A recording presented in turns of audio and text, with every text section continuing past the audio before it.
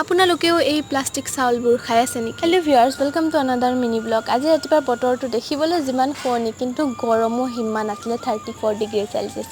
ইফালে আকৌ মই বনাই আছোঁ আজি কোমোৰা চিকেন। আমাৰ ঘৰত পিছে কোমোৰা চিকেন বনোৱাৰ বিশেষ নাম এটা মোৰ আছে দেই, কাৰণ মই বোলে সকলোতকৈ ভাল বনাওঁ। সেইকাৰণে কোমোৰা চিকেন আমাৰ ঘৰত সদায় ময়ে ৰান্ধোঁ আৰু মাহঁতে মোকে ৰান্ধিব দিয়ে, কাৰণ সিহঁতে মোৰ হাতৰটোৱে খাই বৰ ভাল পায়। আৰু এয়া চাওকচোন, চৰকাৰে দিয়া কণ্ট্ৰলৰ বিনামূলীয়া চাউলখিনি ধুই দিয়াৰ লগে লগে চাওকচোন প্লাষ্টিক চাউলবোৰ কেনেকৈ ওপৰত উঠি আহিছে, একদম মুড়িৰ দৰে ফুলি ফুলি আহিছে। দিয়া এই প্লাষ্টিক চাউলবোৰৰ কাৰণে আমি আধাৰ কাৰ্ডৰ জেৰেক্স আৰু ফিংগাৰপ্ৰিণ্ট ঘনে ঘনে দিব যাব লগা হয়। আৰু এই চাউলবোৰ খাই সকলোৱে বেমাৰত পৰে। আৰু এয়া আছিলে মোৰ দুপৰীয়া সাজ কোমোৰাৰ লগত চিকেন। এয়া মই বনোৱা DIY ফ্লাৱাৰ্ছ। ইফালে আকৌ দেউতাই আনিছিলে মোক হোৱাইট বিৰিয়ানী, যিহেতু মই খাই বহুত ভাল পাওঁ। চৰকাৰে দিয়া এই প্লাষ্টিক চাউলৰ পৰা আপোনালোক সকলোৱে বাচি থাকিব আৰু মোৰ ভিডিঅ'টো ইমানেই শ্বেয়াৰ কৰক, যিসকলে কণ্ট্ৰলৰ চাউল খায় সেইসকলে যেন অতি সোনকালে সাৱধান হৈ যায়। পিছে গাইছ, আজি ভিডিঅ' ইমানেই আছিল। নেক্সট মিনি ব্লগত লগ পাম। আজিলৈ মানে বাই।